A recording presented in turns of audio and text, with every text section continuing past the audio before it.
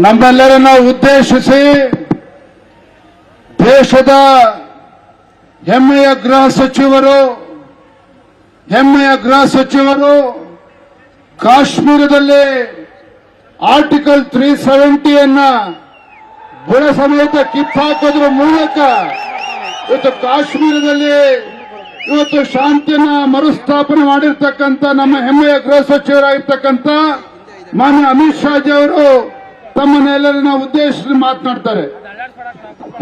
मेरे साथ बोलिए भारत माता की, भारत माता की जय श्री राम, जय जय श्री राम। आज के कार्यक्रम में मेरे साथ मंच पर उपस्थित श्रीमान कुमार स्वामी जी, पूर्व मुख्यमंत्री कर्नाटक प्रदेश, भाजपा के युवा अध्यक्ष विजयेंद्र येदुरप्पा जी और हमारे अभ्यर्थी जिनको आपको जिताना है डॉक्टर मंजुनाथ जी, और बेंगलोर ग्रामीण क्षेत्र से एक ही विधानसभा से आए हुए प्यारे भाइयों बहनों युवाओं, आप सभी को नमस्कार। ಚನ್ನಪಟ್ಟಣದಲ್ಲಿ ಈ ಜನಬೆಸ ಸಭೆಯಲ್ಲಿ ಆಗಮಿಸಿ ಭಾಗವಹಿಸಿರ್ತಕ್ಕಂಥ ಮಾಜಿ ಮುಖ್ಯಮಂತ್ರಿಗಳು, ಜಾತ್ಯತೀತ ಜನತಾದಳದ ಅಧ್ಯಕ್ಷ ಇರ್ತಕ್ಕಂಥ ಮಾನ್ಯ ಎಚ್ ಡಿ ಕುಮಾರಸ್ವಾಮಿ ಅವರೇ, ಭಾರತೀಯ ಜನತಾ ಪಾರ್ಟಿಯ ಅಭ್ಯರ್ಥಿಗಳಾಗಿರ್ತಕ್ಕಂಥ ಮಾನ್ಯ ಡಾಕ್ಟರ್ ಮಂಜುನಾಥ್ ರವರೇ, ವೇದಿಕೆ ಮೇಲೆ ಆಸೀನರಾಗಿರ್ತಕ್ಕಂಥ ಭಾರತೀಯ ಜನತಾ ಪಾರ್ಟಿಯ ಅಧ್ಯಕ್ಷ ಇರ್ತಕ್ಕಂಥ ವಿಜಯೇಂದ್ರ ಅವರೇ, ಯೋಗೀಶ್ ಅವರೇ, ಇವತ್ತು ಡಾಕ್ಟರ್ ಮಂಜುನಾಥ್ ಅವರನ್ನ ಗೆಲ್ಲಿಸಲೇಬೇಕು ಅಂತೇಳಿ ಇಲ್ಲಿ ಬಂದಿರತಕ್ಕಂಥ ಆತ್ಮೀಯ ಭಾರತೀಯ ಜನತಾ ಪಾರ್ಟಿ ಮತ್ತು ಜೆಡಿಎಸ್ ಪಕ್ಷದ ಕಾರ್ಯಕರ್ತ ಬಂಧುಗಳೇ, मित्रों, सबसे पहले मैं कर्नाटक की जनता को अपील करने आया हूं कि इस वक्त के लोकसभा चुनाव में कर्नाटक की 28 सीटें भाजपा और जेडीएस के खाते में डालने का काम करिए। ರಾಜ್ಯದ ಎಲ್ಲ 28 ಕ್ಷೇತ್ರಗಳಲ್ಲಿ ಭಾರತೀಯ ಜನತಾ ಪಾರ್ಟಿ ಮತ್ತು ಜೆಡಿಎಸ್ ಪಕ್ಷವನ್ನು ಗೆಲ್ಲಿಸತಕ್ಕಂಥ ಕೆಲಸವನ್ನ ಮಾಡಬೇಕು. ಅದಕ್ಕೆ ಇವತ್ತು ರಾಜ್ಯದ ಮತದಾರರಿಗೆ, ಕಾರ್ಯಕರ್ತರಿಗೆ ಮನವಿಯನ್ನು ಮಾಡೋದಕ್ಕೋಸ್ಕರ ಇವತ್ತು ಬೆಂಗಳೂರಿಗೆ ಬಂದಿದ್ದೇನೆ. मित्रों, आप किसान महिला को वोट देंगे या कमल को वोट देंगे, आपका वोट सीधा नरेंद्र मोदी को मिलने वाला है। ಇವತ್ತು ಜಾತ್ಯತೀತ ಜನತಾ ಪಕ್ಷದ ಅಭ್ಯರ್ಥಿಗೆ ಚಿಹ್ನೆಗೆ ವೋಟ್ ಕೊಟ್ಟರು ಸಹ, ಕಮಲ್ದಿಗೆ ವೋಟ್ ಕೊಟ್ಟರು ಸಹ, ಎರಡೂ ಕೂಡ ಅಭ್ಯರ್ಥಿಗಳನ್ನ ಗೆಲ್ಲಿಸಿ ನರೇಂದ್ರ ಮೋದಿಜಿ ಅವರಿಗೆ ಶಕ್ತಿಯನ್ನು ತುಂಬತಕ್ಕಂಥ ಕೆಲಸ ಮಾಡ್ತದೆ. मोदी जी ने देश की जनता को अपील की है कि इस बार 400 से ज्यादा सीटें एनडीए को देनी है। आप सहमत है क्या? ನರೇಂದ್ರ ಮೋದಿಜಿಯವರ ಅಪೇಕ್ಷೆ ಇದೆ 400ಕ್ಕೂ ಹೆಚ್ಚು ಸಂಸದರನ್ನ ಗೆಲ್ಲಿಸಿ ಇವತ್ತು ದೇಶವನ್ನ ಮುನ್ನಡೆಸತಕ್ಕಂಥ ಕೆಲಸದಲ್ಲಿ ನಾವೆಲ್ಲರೂ ಕೂಡ ಕೈ ಜೋಡಿಸಬೇಕು. ತಮ್ಮ ಒಪ್ಪಿಗೆ ಇದೆಯಾ ಅನ್ನೋ ಮಾತನ್ನ ಮಾನ್ಯ ಅಮಿತ್ ಶಾ ಅವರು ಕೇಳ್ತಾ ಇದ್ದಾರೆ.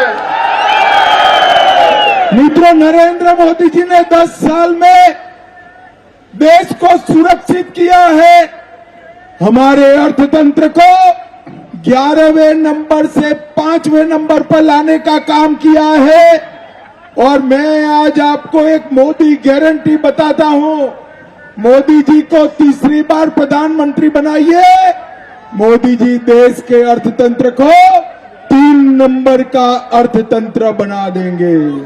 ಆತ್ಮೀಯರೇ, ಹೆಮ್ಮೆಯ ಪ್ರಧಾನಮಂತ್ರಿ ನರೇಂದ್ರ ಮೋದಿಜಿಯವರು ಕಳೆದ 10 ವರ್ಷದಲ್ಲಿ ಅವರ ಆಡಳಿತ ವೈಖರಿಯಿಂದ ದೇಶದ ಸುರಕ್ಷತೆಯನ್ನು ಇವತ್ತು ಕಾಪಾಡಿದ್ದಾರೆ. ಜೊತೆಯಲ್ಲಿ ಯಾವ ಭಾರತ ಇವತ್ತು 11ನೇ ಸ್ಥಾನದಲ್ಲಿತ್ತು ಆರ್ಥಿಕವಾಗಿ, ಇವತ್ತು 5ನೇ ಸ್ಥಾನಕ್ಕೆ ಒಂದು 5ನೇ ಆರ್ಥಿಕ ಶಕ್ತಿಯನ್ನಾಗಿ ಇವತ್ತು ಪರಿವರ್ತನೆ ಮಾಡಿದ್ದಾರೆ.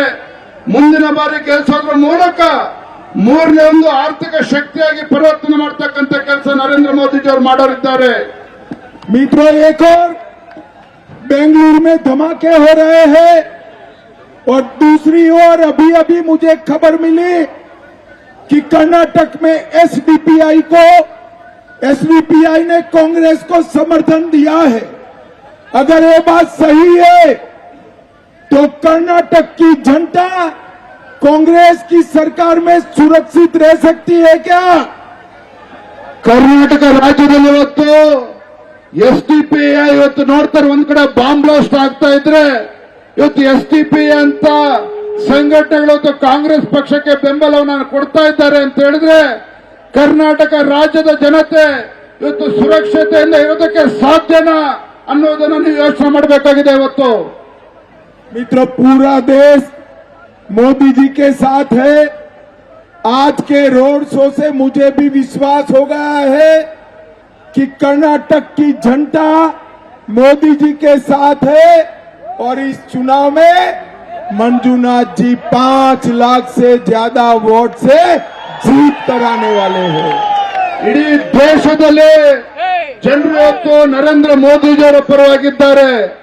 ಇವತ್ತು ಚನ್ನಪಟ್ಟಣದಲ್ಲಿ ಆದಂತ ರೋಡ್ ಶೋ ನೋಡಿದ್ರೆ ನಮ್ಮ ಅಭ್ಯರ್ಥಿಗಳಾಗಿರ್ತಕ್ಕಂಥ ಡಾಕ್ಟರ್ ಸಿ ಮಂಜುನಾಥ್ ರವರು 5 ಲಕ್ಷ ಮತಗಳ ಅಂತರದಿಂದ ಜಯಬೇರಿ ಬಾರಿಸ್ತಾರೆ।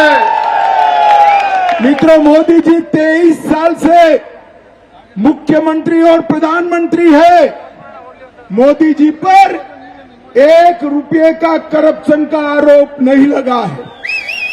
दूसरी ओर कांग्रेस पार्टी 12 लाख करोड़ के घपले घोटाले की है। मोदी जी जैसा प्रामाणिक प्रधानमंत्री है और मंजूनाथ जैसा सेवाभावी डॉक्टर आपको अभ्यर्थी मिला है। मुझे बताइए, मोदी जी को प्रधानमंत्री बनाने के लिए मंजूनाथ जी के कमल निशान पर वोट देकर मंजूनाथ जी को आप जिताएंगे क्या? ನರೇಂದ್ರ ಮೋದಿಜಿಯವರು ಗುಜರಾತಿನ ಮುಖ್ಯಮಂತ್ರಿಗಳಾಗಿ ತದನಂತರ 10 ವರ್ಷಗಳ ಕಾಲ ದೇಶದ ಪ್ರಧಾನಮಂತ್ರಿ ಆದ್ಮೇಲೆ ಅವರ ಮೇಲೆ ಯಾವುದೇ ರೀತಿ ಭ್ರಷ್ಟಾಚಾರದ ಆರೋಪಗಳನ್ನು ಯಾರು ಕೂಡ ಮಾಡೋದಕ್ಕೆ ಸಾಧ್ಯ ಆಗಿಲ್ಲ। ಭ್ರಷ್ಟಾಚಾರ ರಹಿತ ಆಡಳಿತವನ್ನು ಕೊಟ್ಟಿದ್ದಾರೆ। ಅದರ ಜೊತೆಗೆ ನಮ್ಮ ಬೆಂಗಳೂರು ಗ್ರಾಮೀಣ ಲೋಕಸಭಾ ಕ್ಷೇತ್ರದ ಅಭ್ಯರ್ಥಿಯಾಗಿ ಒಬ್ಬ ಜನಸೇವಕರಾಗಿರ್ತಕ್ಕಂಥ ಒಬ್ಬ ಪ್ರಾಮಾಣಿಕರಾಗಿರ್ತಕ್ಕಂಥ ಡಾಕ್ಟರ್ ಸಿ.ಎನ್. ಮಂಜುನಾಥ್ ಅವರನ್ನ ಇವತ್ತು ಭಾರತೀಯ ಜನತಾ ಪಾರ್ಟಿ ಅಭ್ಯರ್ಥಿಯನ್ನಾಗಿ ಮಾಡಿದ್ದಾರೆ। ಕಮಲದ ಹೂವಿನ ಚಿಹ್ನೆಯ ಮುಂದೆ ಬಟನ್ ಅನ್ನ ಒತ್ತೋದ್ರ ಮೂಲಕ ದೊಡ್ಡ ಹಂತದಲ್ಲಿ ಗೆಲ್ಲಿಸಿ ಆಶೀರ್ವಾದ ಮಾಡಬೇಕು ಅಂತ ಹೇಳಿ ನಾನು ಮನವಿಯನ್ನು ಮಾಡ್ತಾ ಇದ್ದೇನೆ। अंत में आज के भव्य रोड शो के लिए मैं बेंगलुरु ग्रामीण की जनता का हृदय से धन्यवाद करता हूं। आप सभी मेरे साथ दोनों हाथ उठाकर बोलिए, भारत माता की, भारत माता की, वंदे वंदे, जय श्री राम, जय जय श्री राम।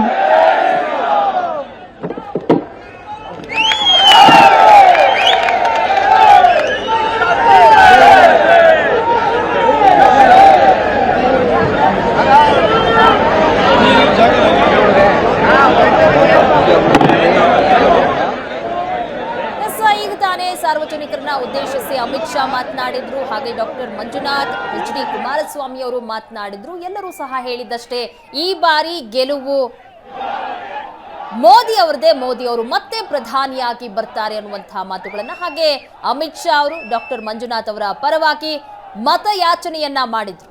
ಈ ಬಾರಿ ಡಾಕ್ಟರ್ ಮಂಜುನಾಥ್ ಅವರನ್ನ ನೀವೆಲ್ಲರೂ ಸಹ ಸೇರಿ ಗೆಲ್ಲಿಸಬೇಕು, ಜನಸೇವೆಯನ್ನ ಮಾಡಿರುವಂತಹ ವ್ಯಕ್ತಿಯನ್ನ ನಾವು ಕಣಕ್ಕಿಳಿಸಿದ್ದೀವಿ, ಅಂತವರ ಸೇವೆ ಮುಂದುವರಿಬೇಕು ಅಂದ್ರೆ ನೀವು ಅವರನ್ನ ಗೆಲ್ಲಿಸಬೇಕು ಅನ್ನುವಂತಹ ಮನವಿಯನ್ನ ಮಾಡಿಕೊಂಡಿದ್ದಾರೆ ಅಮಿತ್ ಶಾ ಅವರು ಜನರಲ್ಲಿ।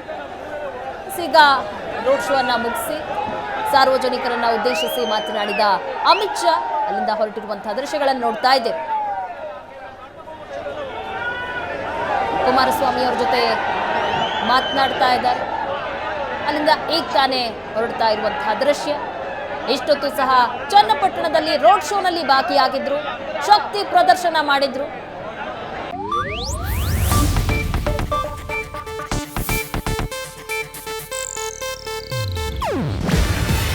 ಇದು ಏಷ್ಯಾನೆಟ್ ನ್ಯೂಸ್ ನೆಟ್ವರ್ಕ್ ಪ್ರಸ್ತುತಿ। ನೀವು ನೋಡ್ತಿದ್ದೀರಾ ಏಷ್ಯಾ ನೆಟ್ ಸುವರ್ಣ ನ್ಯೂಸ್.